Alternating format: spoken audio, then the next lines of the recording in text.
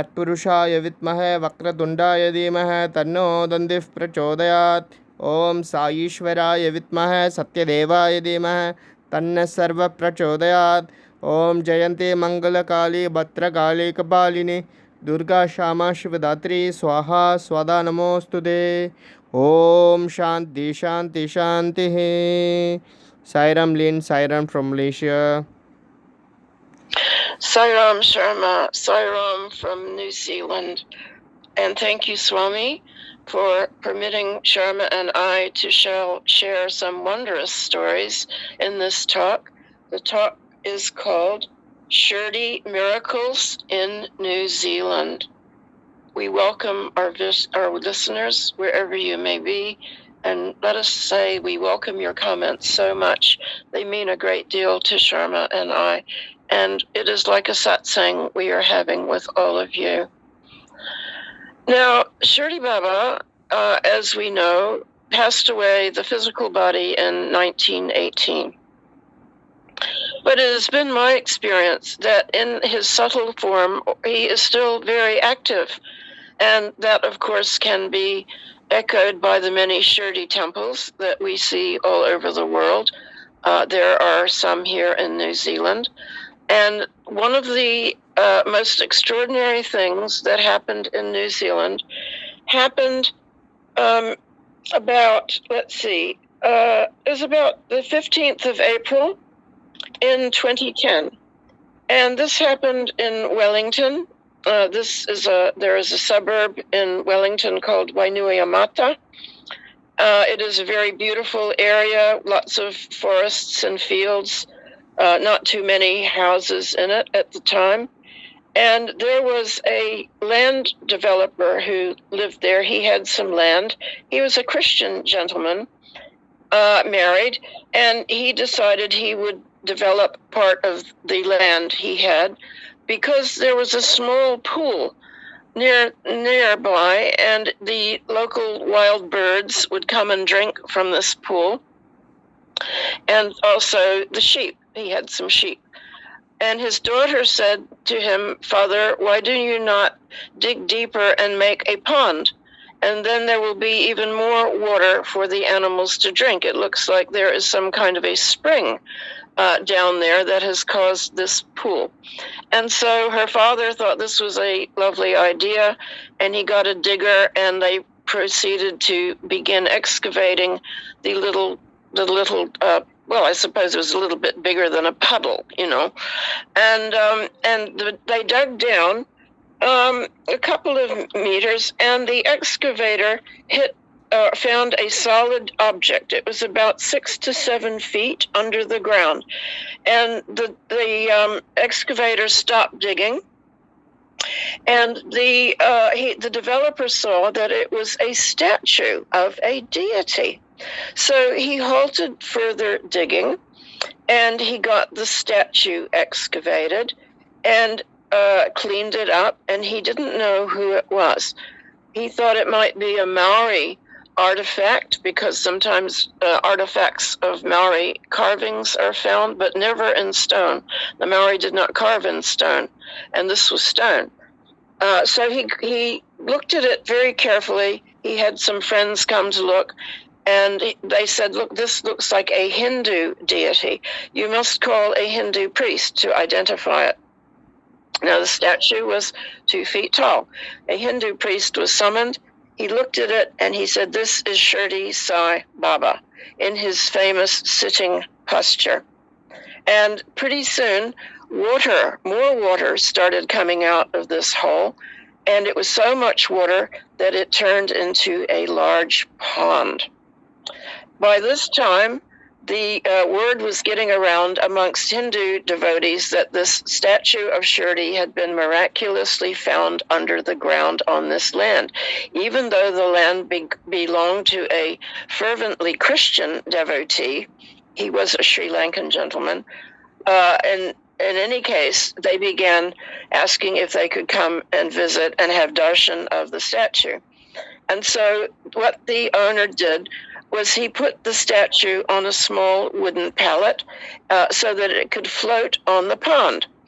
And he left the land as it was. He did not go any further into developing the land, because this was really quite something. If you could imagine, suddenly this big pond appears out of the hole where Shirdi Baba had been excavated.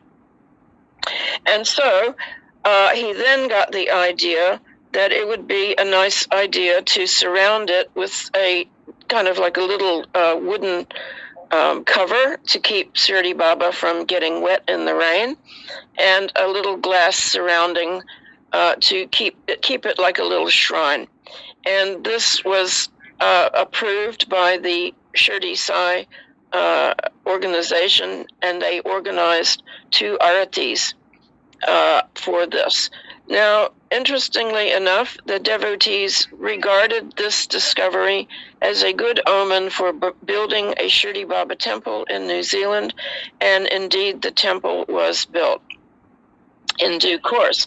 Now, you can Google if you want to see more about this and photographs of the whole procedure. It is easily found if you Google Shirdi Sai statue, Wellington, New Zealand, or Shirdi Sai statue excavation, Wellington, New Zealand. There are several nice articles about it, and it also gives the address where it can be visited and the phone numbers of the devotees who you may contact to arrange a visit.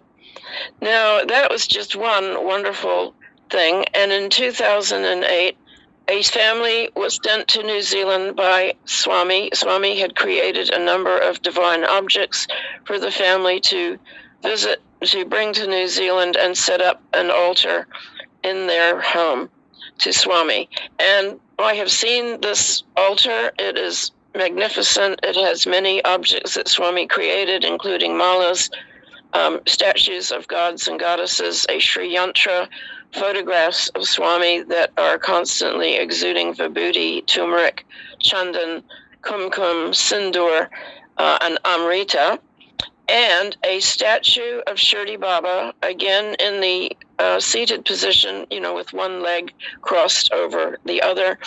And this tiny little statue, it looks like it's made of marble or stone. It's white, and it constantly exudes Vibhuti, which is the fluffiest and most fine and delicate tasting Vibhuti I have ever had.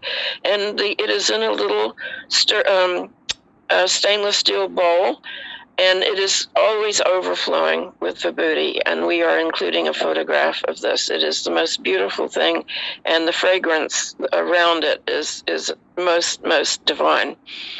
On another occasion, I can tell you that my husband became interested in the incarnation of Shirdi Baba quite early on in our introduction to Swami. We had read a couple of books about Swami, and they were, of course, mentioning that his previous incarnation had been in Shirdi, and he wore a kafni. He lived in an abandoned mosque, and he expounded upon both the Bhagavad Gita and other sacred texts, and many miracles happened around him, and that he created medicines. Now, my husband was quite keen to find a book about Shirdi Baba, and in those days there weren't any books about Shirdi. He looked in all the bookstores, especially the one big spiritual bookstore that we had, which was called Goodies, and they did not have anything. This is in the late 1980s. And so there was one little tiny bookstore that was devoted to the teachings of some American guru. I think his name was Bubba Free John. And he changed his name over the years. He is no more. But anyway, this was called the Dawn Horse Bookstore, and my husband went upstairs. It was just a little bookstore, and he said to them, "Do you have any books on Shirdi Sai Baba?" And the lady behind the counter said, "Oh no, we only have books about our guru."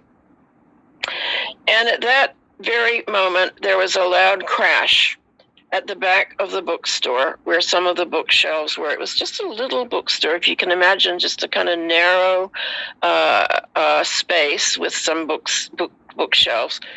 and there was a crash, and it was so heavy it sounded like a stone or a brick. My husband said it sounded like a brick. Why he said it was a brick, I have no idea, but I said it was like the sound of a brick hitting the floor. And he went back to see what it was, and it was a tiny little book by Arthur Osborne, and it was called The Life of Shirdi Sai Baba. It had a gray cover and a picture of Shirdi Sai on the front in that classic position where one leg is crossed. And my husband said, "This is what I'm looking for." And he took it to the counter and he said, "How much is it?" And the lady said, "Well, I don't know, because we don't have that book here. We don't carry that book. I never ordered books about other gurus." And she even looked it up on her computer, and there was no record of any such book. And my husband said, "Well, I don't care. I want this book." And she said, "Well, I guess $7 will do." And so he paid that. And that was one of our first introductions to Shirdi Sai. And that was quite an introduction, because we did not know that Shirdi Baba kept a brick with him, always very close to hand. He quite often had it right on his seat, wherever it was, so that he could keep his hand on it. And this brick was given to him by his mentor, Venkatesh, I think his name was, because this particular guru adopted him when he was just a young boy and kept him, Venkatesh, I think his name was, kept him, Shirdi Baba, in his little ashram. Yeah. It's actually Venkusa. Venkusa. Yeah, yes. Venkusa. Are we recording? Yeah. Yeah. You can go on. Okay, Venkusa was the name of the guru who adopted Shirdi and kept him in his ashram, because, of course, we were later to find out that Shirdi Baba was abandoned by his parents. They were on their way on a pilgrimage. His mother gave birth to him and then simply left him there in the forest while they carried on. And so Shirdi Baba in his early days was taken in by Venkusa. When Shirdi was ready to leave the ashram, he knew it was time to go to find his devotees. Venkusa gave him a brick to take with him. And this was a brick that Shirdi kept with him all his life. Towards the very end of his life, the brick was washed every day, and by one of the boys who were attending Shirdi Baba, and this boy on one particular day dropped the brick. It broke in two. And he even tried to mend the brick with a piece of golden wire, but it didn't work, and he had to confess to Shirdi, "This is what has happened to your brick." And Shirdi sent up a loud cry, because he said, "Now I will live no more. This is the end of my incarnation." And true to form, he did pass away very shortly thereafter. He used to sleep on this brick as well. So a brick was a very apt comparison for my husband, although he didn't even know any of these stories when we obtained the book, that the sound of this tiny little book made the sound that seemed to my husband like a brick falling on the floor. And then 6 years later, Swami created a Shirdi Baba ring for my husband. And so obviously there was some past life connection with Tom and with Shirdi. That we do not know. We simply accept it as all part of Swami's divine Leela. For myself, I have never had dreams of Shirdi Baba until recently, and I have begun drawing the dreams. In the dream, he is usually just walking towards me. He's wearing the kafni and the short kind of robe, and he's carrying some books under his arm, or sometimes some sheets of drawing paper. And in the dream, he gives me Padnamaskar. I don't know what the dreams mean, but I have been faithfully drawing them and writing them down, as Mata Betty always explained. There is obviously some unknown connection, because I do not normally pray to Shirdi Baba. I have him on statues, of course, of him in the classic pose on my altar. But for some reason, there is some past life connection. Mata Betty herself, who we both served so lovingly for so many years, was definitely with Shirdi Baba. She was a saint. a scholar and a sage, as Swami said, and she was a dear companion of Shirdi Baba in her previous incarnation as an Indian male saint. And indeed, Swami always addressed her as Sir, and that is because she had been his dear companion in his Shirdi incarnation. I hope you have enjoyed these few stories. There is one more, if I have time to tell it. Recently, I had been needing a great deal of very expensive dental work, and I did not have the funds to do it. It was going to be several $1,000s.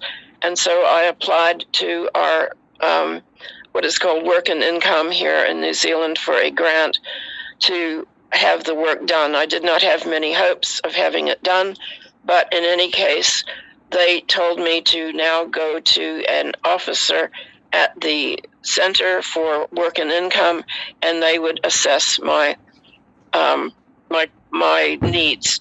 I had previously gone to a dentist to get the quote, and surprisingly, she had noticed my Ganesha ring, and we began chatting, and I found out this dentist is a Shirdi Baba devotee. And she said to me, go to the work center. You do not need to ask for an appointment. Just walk in and someone will see you. I'm sure you will get the funding. So I wasn't so sure, but I went anyway. Normally you have to have an appointment, but I went to the center without an appointment. And as I sat in the waiting area, I was chanting Swami's name. Swami, please, please help. Then I saw a little Indian lady come out from a unknown area of the center, and she called my name. We sat down, and again, she noticed my Ganesha ring. She said, oh, you follow Ganesha. How is that? You are a Western lady. And I said, well, my guru is Sri Sathya Sai Baba. And I began to talk about Swami. She put her finger to her lips and pulled out the drawer beside her. It was full of pictures of Shirdi Sai Baba with his leg in the classic position. And she said, Sai Ram. Then pretty soon we were talking excitedly about Shirdi Baba, and she looked at my quotation. She went tick, tick, tick, all approved. And then she said a very unusual thing. She said, Lynn, before I called you, I normally do not see elderly people. I normally work with the younger unemployed people. But I saw the request to see you, and I thought, I am not doing much. This will not take time, and that's why I agreed to see you. Normally, I do not see people for quotations for elderly people's dental work. And so she said, what is so amazing is that just before I called you, I smelled the scent of an incense. Now, we do not burn incense in the office. It is not permitted, but I could smell this incense. It is the incense that my uncle and aunt in Shirdi burn because we are devotees, and I always remember this fragrance. Suddenly, my workstation was surrounded with this fragrance, and I could not figure out where it was coming from. I said, Sai Ram, this is Shirdi Baba. He is playing some tricks with us. And she laughed. And then I happened to have in my bag a packet of Shirdi Baba Nagchampa incense. I said, was it this fragrance? She said, oh my God, I can't believe this. And we just said Om Sai Ram together. And I was able to go to my Shirdi Baba dentist, who took care of my teeth so beautifully. And we would always have a picture of Shirdi in the dental room. She didn't care whether her nurses who saw it knew who he was or not, and she was constantly chanting Om Sai Ram as she worked on my teeth. So thanks to Shirdi Baba, I now have a most beautiful new smile, and I will happily say, thank you, Shirdi Sai. Om Shri Sai Ram. Om Shri Sai Ram. Om Tasmat Karunya Bhavena Raksha Raksha Sai Ishvara. Hari Om Tat Sat Shri Sai Ishvara Arpanamastu. Om Shanti Shanti Shanti.